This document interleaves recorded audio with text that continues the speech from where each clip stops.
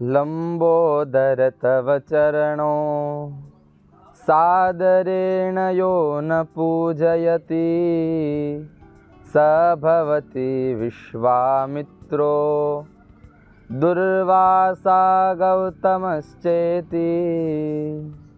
श्री गुरुभ्यो नमः। सभी को जय श्री कृष्ण। अभी थोड़े ही समय में श्री सांदीपनि विद्या निकेतन में दिव्य नवरात्र अनुष्ठान प्रारंभ होने जा रहा है और विशेष रीति से यहाँ सांदीपनि में गुरुदेव के आशीर्वाद से, भगवान श्री हरि के आशीर्वाद से रिचुअल टीम सेवा में लगी हुई है। रिचुअल टीम के द्वारा, कर्मकांड टीम के द्वारा यहाँ पर अलग अलग भिन्न भिन्न अनुष्ठान शास्त्रों में से ढूंढकर सोशल मीडिया में दिए जा रहे हैं और उसमें भी 108 श्री सूक्त का पाठ जो सदैव हमारे जीवन में, हमारे घर में, हमारे व्यवसाय में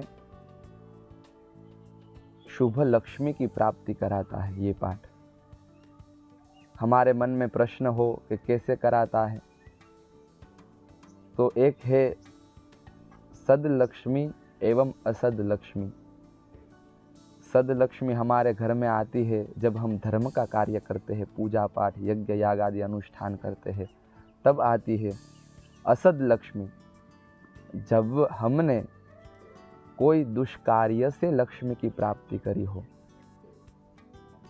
तो ये 108 श्री सूक्त का जो पाठ है उससे हमारे घर में दिव्य लक्ष्मी, सद लक्ष्मी का वास होता है।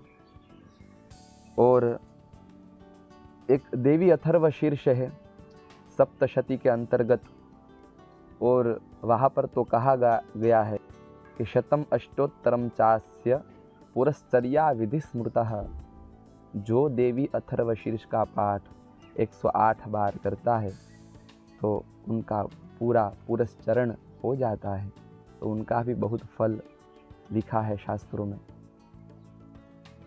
बाद में यदि कोई कार्य में समस्या होती है, हमारी मनोकामना सिद्ध नहीं हो रही है, वो व्यवहार का काम हो, व्यवसाय का काम हो, बाद में यदि कोई सार्वकारिक अर्थात सरकारी कोई काम हो, उसमें यदि विघ्न आता हो, तो शास्त्र में चंडी का हृदय स्तोत्र का पाठ दिखाया गया है। उनकी फलश्रुति ऐसा कहती है, राजद्वारे श्मशाने वा विवादे शत्रु संकटे भूतानि चोर मध्यस्थे मम कार्याणि साधय स्वाहा। राजद्वार, श्मशान, विवाद, शत्रुओं का संकट, सभी में कार्यों की पूर्ति करते हैं भगवती माँ। तो ऐसे ही शारदीय नवरात्रि में।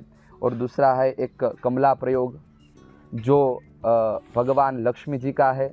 उसमें जब 4 से 5 मंत्रों की युति होती है तब जाके कमला प्रयोग का एक मंत्र होता है। सर्वप्रथम लक्ष्मी जी का सिद्ध मंत्र, दुर्गा सप्तशती का एक श्लोक, पुरुष सूक्त का एक श्लोक, श्री सूक्त का एक श्लोक, तब जाके एक कमला प्रयोग का मंत्र होता है। तो ये भी लक्ष्मी प्राप्ति के लिए अनन्य साधन है। और दूसरा है चंडी पाठ, सप्तशती पाठ, जो माता जी की स्तुति में सर्वश्रेष्ठ जो कोई है वो सप्तशती पाठ है, चंडी पाठ है, जिसमें 700 श्लोक आते हैं। न्यास, रहस्य, अर्गला, कीलक, कवच, ये सब पाठ आते हैं और वो भी हमारी सभी मनोकामना की पूर्ति करते हैं। और विशेष रीति से जो भी बच्चा पढ़ने में यदि सक्षम नहीं है, विद्या प्राप्ति में समस्या हो रही है, तो सरस्वती माँ का नील स्तोत्र, नील सरस्वती स्तोत्र भी शास्त्र में दिया गया है। तो वो स्तोत्र का यदि पाठ किया जाए तो उनको भी सरस्वती माँ की कृपा होती है, विद्या की प्राप्ति होती है और पढ़ने में एक दिव्य मेधा प्राप्त करता है। और यहाँ पर ब्रह्म मुहूर्त में सांदीपनि में ही ये सब मनोरथ जो मैं कह रहा हूँ वो सांदीपनि में ही होने वाले हैं।